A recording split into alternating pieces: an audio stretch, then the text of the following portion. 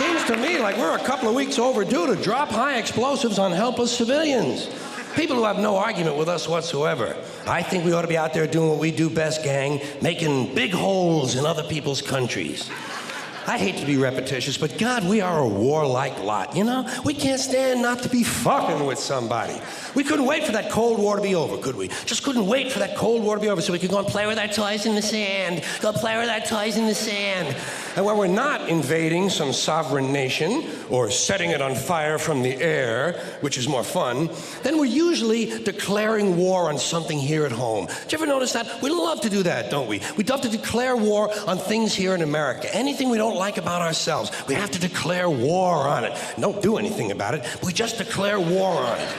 We got a war. It's the only metaphor we have in our public discourse for solving a problem. It's called declaring a war. We got a war on poverty, the war on crime, war on litter, the war on cancer, the war on drugs. But you ever notice there's no war on homelessness, is there? Nah, no war on homelessness. You know why? There's no money in that problem. There's no money in that problem. Nobody stands. It's true. Nobody stands to get rich off of that problem. You could find a solution to homelessness where the corporate swine and the politicians could steal a couple of $1 million each. You'd see the streets of America begin to clear up pretty goddamn quick. I'll guarantee you that. I will guarantee you that. Now, so,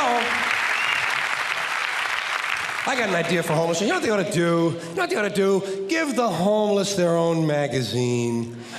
Give them their own magazine. It would make them feel better, for one thing. That's a sure sign of making it in this country. Every group in this country that makes it and arrives at a certain level has its own magazine. You have Working Mother magazine, Black Entrepreneur magazine, Hispanic Business magazine. In fact, any activity engaged in by more than 4 people in this country has got a fucking magazine devoted to it. Skydiving, mountain climbing, snowmobiling, backpacking, bungee jumping, duck hunting, shooting someone in the asshole with a dart gun, jerking off. They probably have a magazine for that. I'm sure they have. I know they have a magazine. Walking. There's actually a fucking magazine called Walking. Look, Dan, the new Walking is out. Here's a good article, putting one foot in front of the other. Give them their own magazine. Give the homeless their own magazine. You know what you call it? Better Crates and Cartons. Then when they get finished reading it, they can use it to line their clothing. That's a good, sound business solution. That's the kind of answer you get from a conservative American businessman. Say, yeah, let them read it. When they get finished reading, they can use it to plug up the holes in them piano crates they all seem to like to live in. A good, sound, practical, conservative American business solution. I'll tell you what they ought to do about homelessness. First thing, change the name of it. Change the name of the condition. It's not homelessness, it's houselessness. It's houses these people need. A home is an abstract idea. A home is a setting. It's a state of mind. These people need houses, physical, tangible structures. But where are you going to put them? Where are you going to build them? Nobody wants you to build low-cost housing near their house. People don't want it near them. We got something in this country, you've heard of it, it's called NIMBY, N-I-M-B-Y. Not in my backyard. People don't want any kind of social help located anywhere near them. You try to open up a halfway house, try to open up a rehab center for drugs or alcohol, try to build a little home for some retarded people who want to work their way into the community. People say, not in my backyard. People don't want anything near them, especially if it might help somebody else. Part of the great American spirit of generosity we're always told about. Big, generous American nation. Ask an Indian about that. Ask an Indian how generous this country is. If you can find one, you gotta locate the Indian first. We've made him just a little difficult to find. Or if you need current data, select a black family at random and ask them how generous this country has been. People don't want anything near them, even if it's something they believe in, something they think society needs, like prisons. Everybody wants that, right? Everybody wants more prisons. That's the new answer to all of our problems. Lock a lot of motherfuckers up. Everybody wants more prisons. They say, build more prisons! But not here. But why not? What's wrong? What's the problem? What's wrong with having a prison in your neighborhood? It would seem to me like it would make it a pretty crime-free area, don't you think? You think a lot of crackheads and muggers and pimps and hookers are gonna be hanging around in front of a fucking prison? Bullshit, they ain't coming anywhere near it. What's wrong with these people? All the criminals are locked up behind the walls, and if a couple of them do break out, what do you think they're gonna do? Hang around? Check real estate trends? Bullshit. They're fucking gone. That's the whole idea of breaking out of prison, is to get the fuck as far away as you possibly can. Not in my backyard. People don't want anything near them. Except military bases. They don't mind that, do they? No, they like that. Give them an army base. Makes them happy. Why? Jobs. Jobs. Self-interest. Even if the base is loaded with nuclear weapons, they don't give a fuck. They say, well, I'll take a little radiation if I can get a job. Working people have been fucked over so long in this country, those are the kind of decisions they're left to make. I got just the place for low-cost housing. I have solved this problem. I know where we can build housing for the homeless. Golf courses. Perfect. Golf courses. Just what we need. Plenty of good land in nice neighborhoods, land that is currently being wasted on a meaningless, mindless activity engaged in primarily by white, well-to-do male businessmen who use the game to get together to make deals to carve this country up a little finer among themselves. I am getting tired. Really tired. I am getting tired of these golfing cocksuckers in their green pants and their yellow pants and their orange pants and their precious little hats and their cute little golf carts.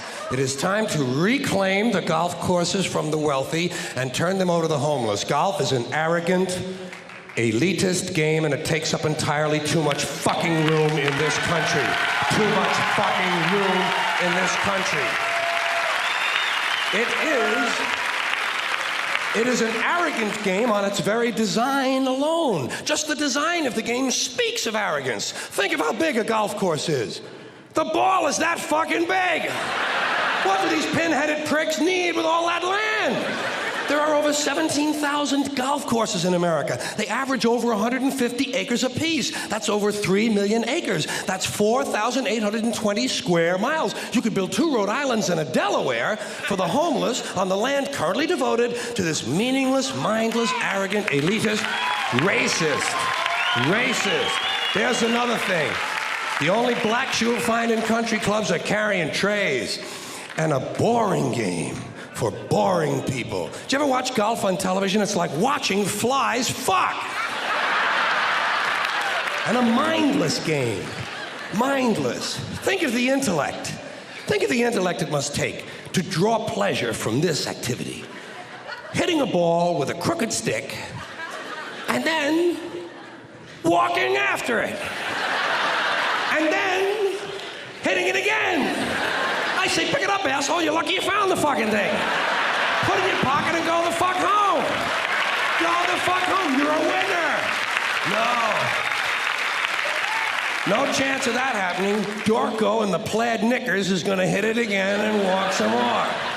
Let these rich cocksuckers play miniature golf. Let them fuck with a windmill for an hour and a half or so. See if there's any real skill among them. Now, I know there are some people who play golf who don't consider themselves rich. Fuck them! And shame on them for engaging in an arrogant, elitist pastime. Hey, here's another place we could put some low-cost housing: cemeteries. There's another idea whose time has passed. Saving all the dead people in one part of town? What the hell kind of a superstitious, religious, medieval bullshit idea is that?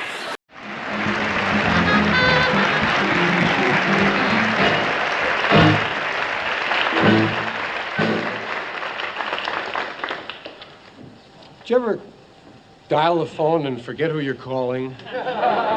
Don't you feel dumb? You don't know whether to hang on and hope you recognize the voice or not. Then when you remember who it was, you have to call back, so you change your voice so they don't think you're a moron, right? Did you ever look at yourself in store windows when you're walking past the stores? Hey, I look cool in the store window, man. Have I done these jokes before tonight?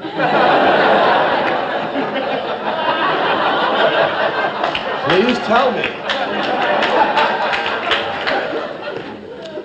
Why is there no blue food? I can't find blue food. I can't find a flavor of blue. I mean, green is lime, yellow is lemon, orange is orange, red is cherry. What's blue? There's no blue. Oh, they say blueberries. Blue on the vine, purple on the plate. There's no blue food, man. Where is the blue food? We want the blue food. Probably it bestows immortality. They're keeping it from us.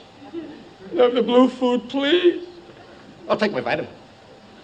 Take vitamins? Do you ever travel with vitamins? Oh, well, I mean, if you take a lot of vitamins, and they're not the kind that says Joe's vitamin on the side, but plain-looking vitamins, and you have a whole lot of them, you don't take the whole big jumbo thing on the road, take as many as you need, and they're not marked, and the jar you put them in isn't marked. And if a policeman really wants to give you a hard time, he can hold you overnight while they check the vitamins. That's why I travel with Flintstone vitamins. The term jumbo shrimp has always amazed me. What is a jumbo shrimp? I mean, it's like military intelligence. The words don't go together, man.